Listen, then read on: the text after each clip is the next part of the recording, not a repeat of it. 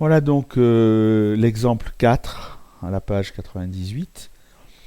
Donc pour résoudre des équations, donc ces équations-là sont des équations du second degré.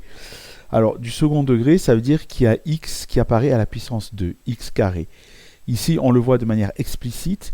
Ici, il y est de manière implicite parce que si on distribue 2x fois x, ça va faire 2x carré.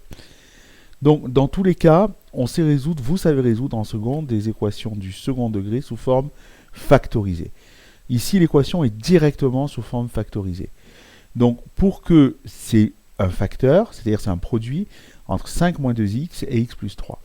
Pour que le résultat fasse 0, il n'y a pas 50 possibilités.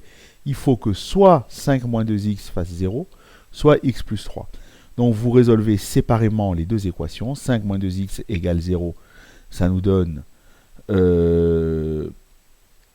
moins 2x égale moins 5. Donc, ça nous donne comme solution 5 demi. Ou bien x plus 3 égale 0. Et bien x plus 3 égale 0, ça nous donne x égale moins 3 comme solution. Donc, les deux solutions, c'est 5 demi, 2,5, et moins 3. Si vous remplacez x par 2,5, alors 2,5 plus 3, ça fait 5,5. Mais 2 fois 2,5, 5. 5 moins 5, 0. 0 fois 5,5, ça va faire 0. Et si vous remplacez par moins 3, 5 moins 2x, ça ne fera pas 0. Ça fait 5 moins 2 fois moins 3, ça va faire 5 plus 6, ça fait 11. Mais moins 3 plus 3, 0. Et donc 11 fois 0, 0. Quand l'équation n'est pas sous forme factorisée, comme 5x carré moins 25x égale 0, vous n'avez pas le choix, il faut la factoriser. Donc pour la factoriser, on utilise soit un facteur en commun, c'est le cas ici. Le facteur en commun, c'est 5x. Parce que 25, c'est 5 fois 5. Donc là, j'ai 5 fois 5x. Et là, j'ai x fois 5x. Ce qui fait 5x carré.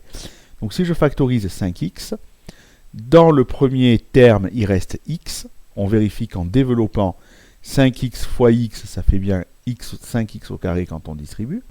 Moins, dans le deuxième terme, il reste 5. Alors pourquoi 5? Parce que si je distribue 5x fois 5, ça fait bien 25x.